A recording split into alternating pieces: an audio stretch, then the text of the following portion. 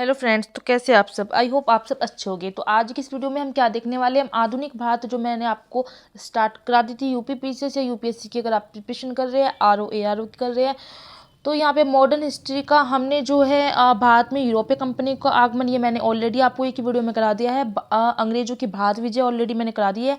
अगर आपने नहीं देखा है तो आप जाकर मेरे चैनल पर प्लेलिस्ट चेक कर सकते हो। आज की इस वीडियो में हम क्या देखेंगे, भारत में ब्रिटिश शासकों की आर्थिक नीति और उसका प्रभाव, मतलब ब्रिटिश भारत का आर्थिक इतिहास कैसा था, हम ये देखेंगे। ये थोड़ा सा मैंने जो है मतलब इसके शॉर्ट नोट नहीं, थोड़ा सा डिटेल में बनाया है, क्योंकि हमें इसमें पता होना चाहिए उपनिवेशवाद क्या आता है, जैसे उसकी विशेषता क्या आती है, ये प्रत्यक्ष शोषण वगैरह क्या होता है। तो चलिए वीडियो को करते हैं हम स्टार्ट। आपको क्या करना है, वीडियो को देखना है, अच्छे से समझना है एंड वीडियो को पॉज करके अपने नोट्स बना लेने हैं।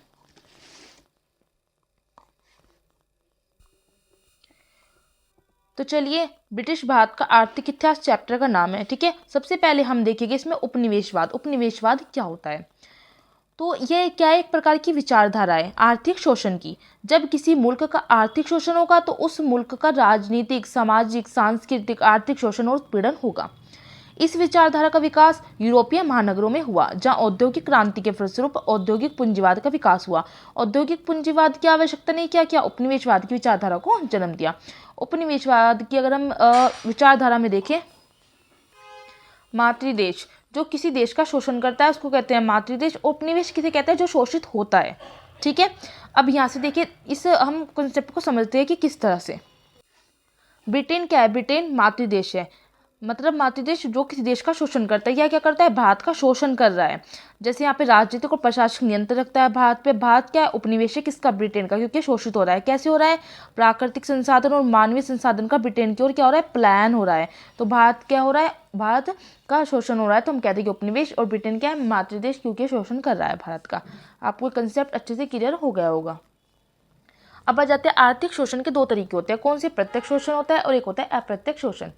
प्रत्यक्ष शोषण में क्या होता है, कोई भी देश अपने भौगोलिक सीमा से बाहर निकलकर किसी दूसरे मुल्क के राजनीतिक और प्रशासनिक व्यवस्था पर नियंत्रण स्थापित कर ले और उसके बाद आर्थिक शोषण भी हो, तो यह प्रणाली प्रत्यक्ष शोषण कहलाती है। यह साम्राज्यवाद की विचारधारा भी कहलाती है। अप्रत्यक्ष शोषण में क्या करते हैं, बिना राजनीतिक और प्रशासनिक नियंत्रण स्थापित किए कोई मुल्क किसी दूसरे मुल्क का जब शोषण करता है, तो यह नव उपनिवेशवाद कह सकते हैं या अप्रत्यक्ष शोषण। वर्तमान में इस प्रकार की विचारधारा है। अब आ जाता है भारत में ब्रिटिश उपनिवेशवाद की विशेषताएं क्या क्या है। भारत के आर्थिक शोषण पर आधारित, आर्थिक शोषण जैसे राजनीतिक, सामाजिक, सांस्कृतिक उत्पीड़न सब पर। भारत में ब्रिटिश उपनिवेशवाद 3 चरणों से होकर गुजरा था। प्रत्येक चरण गुणात्मक रूप से अपने पिछले चरण से अलग था। हमने ये तीनों चरण पढ़ेंगे, ठीक है। तीनों चरण जो आपको अच्छे से पढ़ने होंगे, ये तभी आपको समझ आएगा।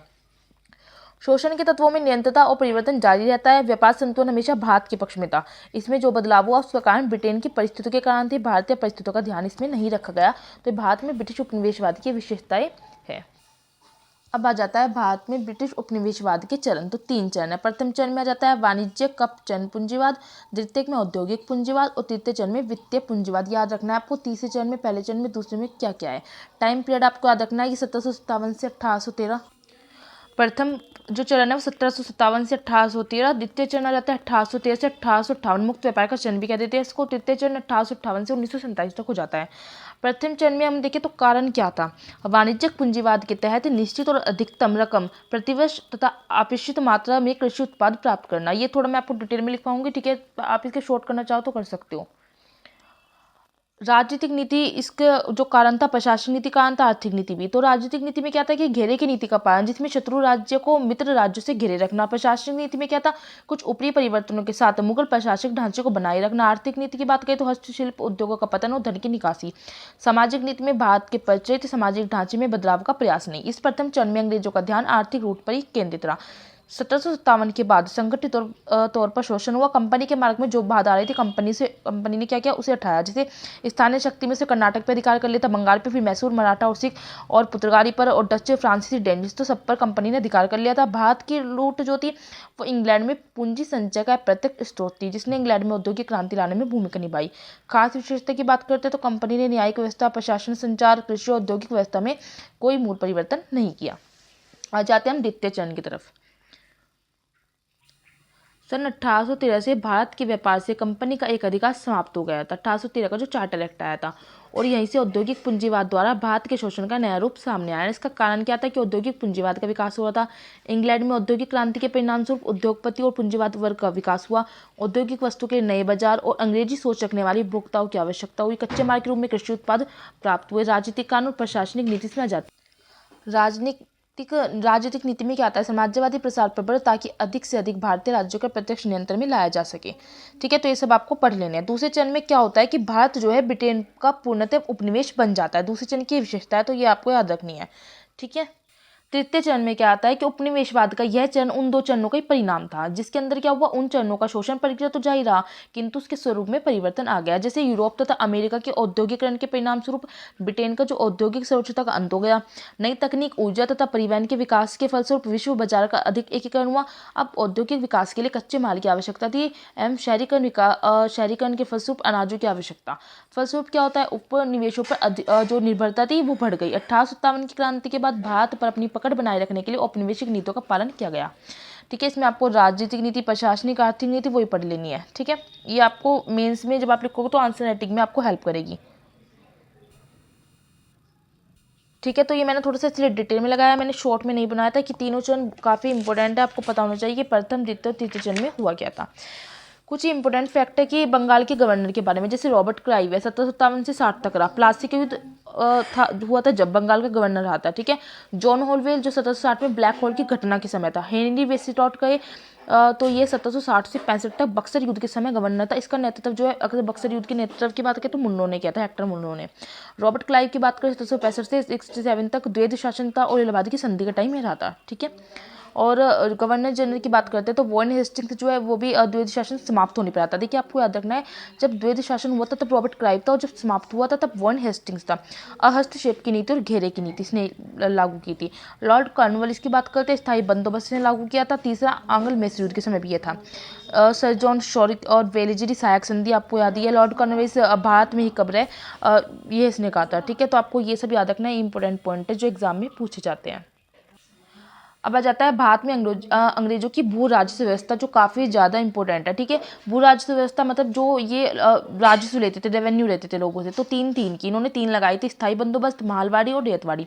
स्थायी बंदोबस्त की बात करें तो उसको इस्तेमारी बंदोबस्त भी कहते हैं। 1793 में शुरू हुई है। टाइम पीरियड आपको याद रखना है। जनक कौन था, ये आपको याद रखना है, कॉर्नवालिस प्लस जेम्स ग्रांट और जॉन शॉर। ठीक है, तीनों आपको याद रखने हैं। प्रतिशत की जरूर बात याद रखनी है, 19%। क्षेत्र कौन सा था, बंगाल, बिहार, उड़ीसा, बनारस, गाजीपुर, उत्तरी कर्नाटक। जमींदार को इसमें क्या हुआ था, अब स्थायी बंदोबस्त में हुआ क्या था कि जो जमींदार था उसको ही भूमि का स्वामी बना दिया गया और जमींदारों को किसानों से जो लगान मिलता था उसको 10/11 भाग तो राज्य को और 1/11 भाग जमींदारों के पास भेजा गया। इसमें ना याद रखना है कि 10/11 भाग तो राज्य को, 1/11 भाग जमींदार के पास बचा। रेतवाड़ी बंदोबस्त 1792 में शुरू हुई है। किसने शुरू की थी, टॉमस मुनरो और कैप्टन। ये क्वेश्चन पूछा जाता है। प्रतिशत कितना, इसमें 51%। इसमें 19% कम है, इसमें ज़्यादा होगा 51%। क्षेत्र की बात करते हैं, इसमें क्षेत्र पूछा जाता है कि रेतवाड़ी कौन से क्षेत्र में लागू हुई थी। तमिलनाडु के 12 महल में शुरू हुई थी, पूर्वी बंगाल में भी थी, असम, दुर्ग, मद्रास, बम्बई के कुछ हिस्सों में। इसमें हुआ क्या था, इसमें किसानों को, इसमें तो जमींदारों को भूमि का स्वामी बनाया गया था। रेतवाड़ी में क्या हुआ, किसानों को भूमि का स्वामी बना दिया गया। रेतवाड़ी व्यवस्था लागू करने के दो उद्देश्य थे। दो उद्देश्य भी क्या थे, राज्य की आय में वृद्धि और रेतों की सुरक्षा। मालवाड़ी व्यवस्था 1822 में शुरू होती है। जनक पूछा जाता है ये वाला, हॉट मैकॉन्जी, मार्टिन बर्ग, टॉमसन। प्रतिशत 30%। क्षेत्र की बात करते हैं तो दक्कन के कुछ जिले, उत्तर भारत, आगरा, अवध, मध्य प्रांत और पंजाब। मालवाड़ी व्यवस्था में भूमि कर किसानों पर व्यक्तिगत रूप से न लगाकर संयुक्त रूप से महारत व ग्राम पर लगाया गया। इसमें कर कहाँ पे लगाया गया, ग्राम पर। ठीक है, भूमि पर ग्राम सभा का अधिकार, जिसे भागीदारों का समूह कहा जाता था। मालवाड़ी व्यवस्था को 1830 के बाद लॉर्ड विलियम बेंटिंक के काल में और भी प्रभावी रूप से लागू किया गया। प्रथम बार खेतों के मानचित्र तथा पंजीयन का प्रयोग इसी व्यवस्था में मार्टिन बर्ड की देखरेख में किया गया। उत्तर भारत में भूमि कर व्यवस्था का प्रवर्तक कहा जाता है मार्टिन बर्ड को याद रखना है। ठीक है, मार्टिन बर्ड। मालवाड़ी व्यवस्था पूरी तरह से असफल रही। लगान का निदान अनुपात पर, क्योंकि मतलब कि जो इसमें लगान का निदान था ना, सिर्फ वो अनुमान पे आधारित था, तो अनुमान पे तो कितना भी बता सकते हैं। ठीक है, तो पूछा जाता है कि कौन सी व्यवस्था सबसे ज़्यादा असफल है, तो मालवाड़ी व्यवस्था। आपको अच्छे से याद करनी नहीं है क्योंकि इसमें क्वेश्चन पूछा जाता है। अब इसके बाद आ जाता है इस चैप्टर में धन का बहिर्गमन, मतलब कि ड्रेन ऑफ वेल्थ। धन के बहिर्गमन, ये सिद्धांत दादा भाई नौरोजी ने दिया था, याद रखना है आपको। और क्या है धन का बहिर्गमन, ठीक है। 1867 में दादा भाई नौरोजी ने लंदन में ईस्ट इंडिया एसोसिएशन में भाषण दिया था। ठीक है, कि इंग्लैंड के प्रति भारत के प्रति इंग्लैंड के कर्तव्य। इसमें इन्होंने धन के बहिर्गमन का सिद्धांत दिया था। तो धन के बहिर्गमन का सिद्धांत किसने दिया? दादा भाई नौरोजी ने। चर्चित इनकी की फेमस पुस्तक थी, चर्चित पुस्तक थी poverty and un British rule in India. ये आपको पता ही होगा, इसमें धन के बहिर्गमन का सिद्धांत है। भारतीय अर्थव्यवस्था की जो राष्ट्रीय आय का एक हिस्सा ब्रिटेन चला जाता था, मतलब कि जो भारत की इकोनॉमी है उसकी जो नेशनल इनकम होती थी उसका एक हिस्सा कहाँ जा रहा है? ब्रिटेन जा रहा है, भारत से निकल के। और प्रतिवर्ष इसके बदले में भारतीय अर्थव्यवस्था को कुछ नहीं मिलता, और भारत को मतलब कुछ नहीं मिलता। इसे कहता है धन का बहिर्गमन। धन का बहिर्गमन मतलब हमारे देश से धन निकल के ब्रिटेन की तरफ जा रहा है और बदले में हमें कुछ नहीं मिल रहा है। ठीक है, 1757 से इसकी जो है शुरुआत होती है। और सर्वप्रथम जो है 1867 में दादा भाई नौरोजी ने एक लेख लिखा, इंग्लैंड डेब्ट टू इंडिया। 1867 से 68 में क्या होता है? भारत में प्रति व्यक्ति आय मात्र कितनी थी? 20 रुपये। पूछा जाता है कि इस समय भारत में प्रति व्यक्ति आय कितनी थी? तो 20 रुपये थी। आर.सी. दत्त ने the economic history of India लिखी है। इसमें क्या है? इसमें इन्होंने धन का निष्कासन बताया है। 1896 में कलकत्ता अधिवेशन में कांग्रेस ने धन निष्कासन को स्वीकारा। पूछा जाता है कि कांग्रेस ने धन के निष्कासन को कब स्वीकारा? तो 1896 का जब कलकत्ता का अधिवेशन हुआ। अब आ जाता है दादा भाई नौरोजी के बारे में। हम कुछ फैक्ट्स पढ़ेंगे इसमें जो इंपॉर्टेंट है कि महाराष्ट्र के निधन पारसी परिवार में इनका जन्म हुआ था। पहले भारतीय थे। 1892 में उदारवादी दल से ब्रिटिश संसद के सदस्य के रूप में भारतीय राष्ट्रीय कांग्रेस के अध्यक्ष रहे। कब कब रहे भारतीय राष्ट्रीय कांग्रेस के अध्यक्ष? 1886 में, 93 में और 1906 में। गोपाल कृष्ण गोखले ने इन्हें भारत का ग्लैडस्टोन कहा था और grand old man of India को कहा जाता है। भारतीय राजनीति के पितामह भी इनको कहा जाता है। इनकी पुस्तक कौन सी? Indian poverty and unBritish rule in India, ये तो फेमस ही है। और एक पुस्तक इनकी the want and means of India और on the commerce of India. Bambai के एल्फिंस्टन कॉलेज में अध्यापक रहे। गणित के। धन का बहिर्गमन अनिष्टों का अनिष्ट, ये आपको याद रखना है, इन्होंने कहा था। तो आई होप आपको अच्छे से समझ आ गया होगा। धन का बहिर्गमन टेन ऑफ वेल्थ थ्योरी क्या है? दादा भाई नौरोजी ने दी थी। और हमारे भारत का जो धन निकल के ब्रिटेन की तरफ जा रहा था और वहां से बदले में हमें कुछ नहीं मिल रहा था, इसको ही कहते हैं धन का बहिर्गमन। ठीक है, नेक्स्ट हम टॉपिक देखते हैं क्या है। नेक्स्ट है हमारा विऔद्योगीकरण, डी इंडस्ट्रियलाइजेशन, भारतीय उद्योगों का पतन। विऔद्योगीकरण का मतलब क्या है? कि जो भारत के उद्योग थे उनका पतन हुआ था, वे खत्म होते जा रहे थे। तो विऔद्योगीकरण किसे कहा जाता है? कि किसी भी देश के उद्योगों के क्रमिक ह्रास अथवा विघटन को ही विऔद्योगीकरण कहता है। मतलब किसी भी देश के जो उद्योग है उनका खत्म होना, उसको कहते हैं विऔद्योगीकरण। भारत के उद्योग की बात करें तो प्राचीन काल से ही भारत क्या रहा है? कृषि प्रधान देश रहा है। भारत के उद्योग कृषि पर आधारित होते हैं। लघु उद्योग, कुटीर उद्योग जैसे हाथ से काम किया जाता था, हस्तकला उद्योग कहते हैं। भारत का कपड़ा उद्योग विश्व प्रसिद्ध था, जैसे सूती वस्त्र और रेशम वस्त्र। तो लखनऊ का जिसे हम मान सकते हैं चिकन कपड़ा फेमस है, बनारस की साड़ी, लाहौर के गलीचे, नागपुर का सिल्क, कश्मीर के शॉली काफ़ी प्रसिद्ध है भारत में। अंग्रेजों का जब आगमन हुआ तो भारत में इन्होंने व्यापार किया, भारतीय वस्तुओं को यूरोप ले गए। भारत से क्या हुआ? निर्यात बढ़ा, जिससे भारत में पूंजी का आगमन हुआ। इसलिए भारतीय राजाओं ने भी यूरोपियों का स्वागत किया कि हमें भी फायदा हो रहा है। 1757 में क्या होता है? प्लासी का युद्ध होता है। और 1764 में बक्सर का युद्ध। इन दोनों युद्ध से यहाँ कंपनी, ईस्ट इंडिया कंपनी का राजनीतिक हस्तक्षेप शुरू हो जाता है। ये प्लासी और बक्सर के युद्ध के बाद ही जो अंग्रेज है ये आने लगे थे भारत में, इनका राजनीतिक हस्तक्षेप शुरू हो गया था, याद रखना, इन दोनों युद्ध के बाद ही। यहीं से भारतीय अर्थव्यवस्था का पतन शुरू होता है। और भारतीय उद्योगों का पतन मुख्य रूप से 1800 से 1850 के बीच में हुआ था। आयात और निर्यात की नीतियों मतलब यही कारण थे औद्योगिक के पतन होने का। ब्रिटेन में जो है औद्योगिकरण हुआ। अब ब्रिटेन में जब औद्योगिकरण अपना उद्योग उन्होंने लगाना शुरू किया, बाहर से माल ले चले जाके, तो सबसे पहले क्या होता है? जब हम कोई भी सामान ले जाते हैं उसको बेचना चाहते हैं, बेचने के लिए क्या चाहिए? हमें बाजार लगाना होगा। तो तैयार माल के लिए बाजार की आवश्यकता पड़ी, कच्चे माल की भी आवश्यकता पड़ी। तो उन्होंने क्या किया? भारतीय उपनिवेश को उन्होंने निशाना बनाया। 1813 के चार्टर एक्ट के द्वारा भारतीय अर्थव्यवस्था को सभी ब्रिटिश कंपनियों और व्यक्तियों के लिए खोल दिया गया। जब 1813 का चार्टर एक्ट आया, अब भारतीय बाजारों में ब्रिटेन का सामान भर चुका था। भारतीय वस्तुएं इससे प्रतियोगिता नहीं कर सकी किससे? जो ब्रिटेन के सामान था। ठीक है, भारत से कच्चे माल का निर्यात कर दिया गया। अब भारत में कच्चे माल की कमी हो गई, कच्चा माल भारतीयों के लिए महंगा हो गया, क्योंकि ठीक है, क्योंकि उन पर कर लगा दिया गया था। अब भारतीय वस्तुएं क्या हो गई? महंगी हो गई। तो ब्रिटेन की वस्तु से प्रतियोगिता नहीं कर पाई। अंग्रेजों की नीति आई कुछ, जैसे 1820 में इंग्लैंड ने भारतीय सामान को क्या कर दिया? बंद कर दिया, प्रतिबंधित लगा दिया।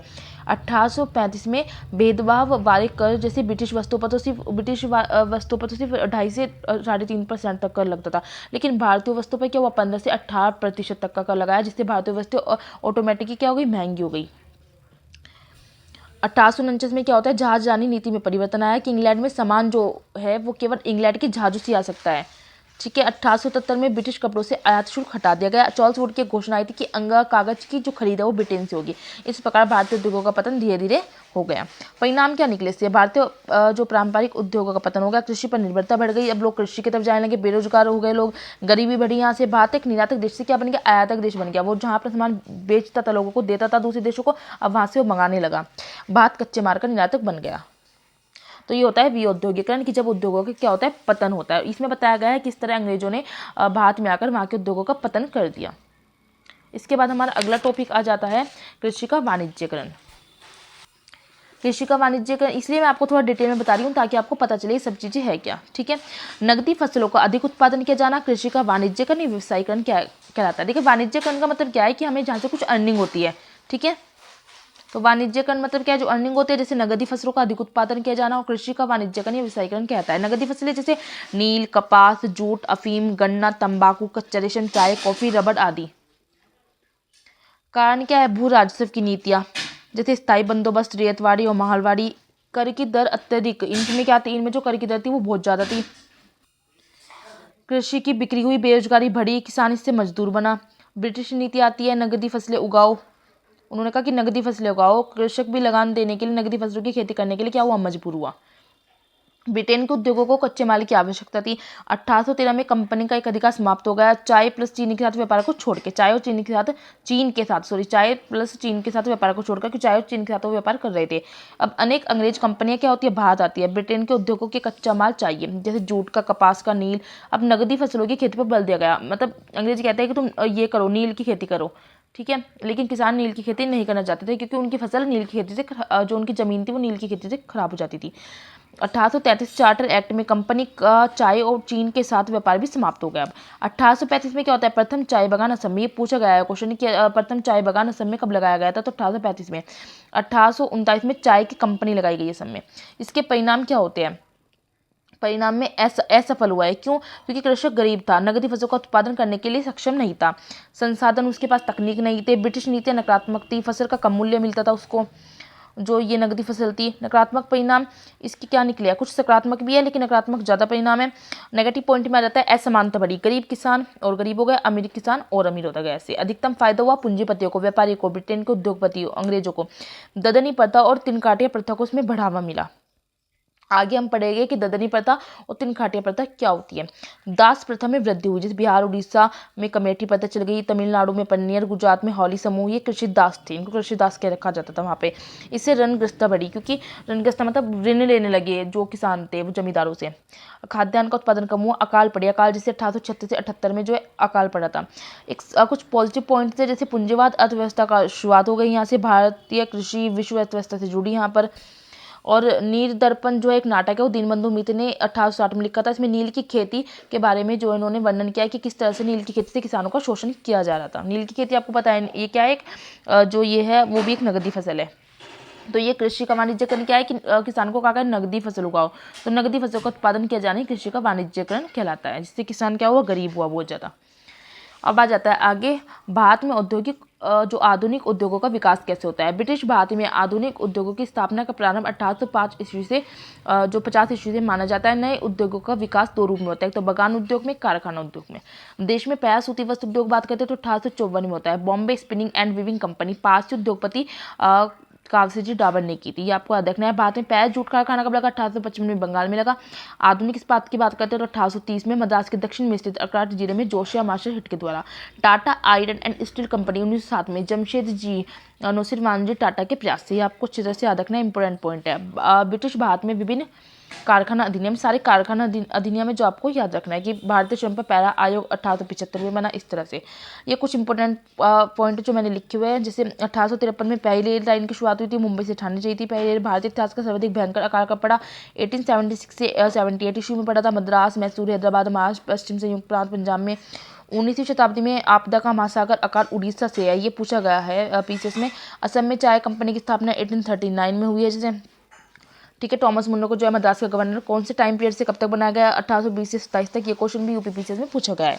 तो ये चैप्टर हो जाता है आपका यहाँ पर खत्म। एक बार मैं स्टार्टिंग से दिखा रही हूँ, आपको क्या करना है, वीडियो को पॉज करना है एंड अपने नोट्स बना लेने, और आपको जेई लर्न करने हैं। एंड फिर ये और मेंस के लिए आपके लिए काफ़ी ज़्यादा ही इंपॉर्टेंट रहेगा। आपको क्या करना है, वीडियो को पहले अच्छी तरह से पूरा देखना है, समझना है, और जो आपके पास दृष्टि के नोट्स है आपको वो चैप्टर वहाँ से रीड करना है अच्छी तरह से। उसके बाद आपको नोट्स बना के इनको लर्न करना है, ठीक है। फिर आपको बुक पढ़ने की जरूरत नहीं पड़ेगी, बुक को आपने 2 या 3 बार पढ़ लिया ना, उसके बाद आपको नोट्स उठाने हैं। अगर आपको वीडियो अच्छी लगती है तो प्लीज़ लाइक जरूर करें मेरी वीडियो को, एंड मेरे चैनल को सब्सक्राइब करें, और कमेंट्स में मुझे बताएं कि आपको वीडियो कैसी लगी है। नेक्स्ट वीडियो में मैं आधुनिक भारत का जो है 4th चैप्टर लेके आऊँगी।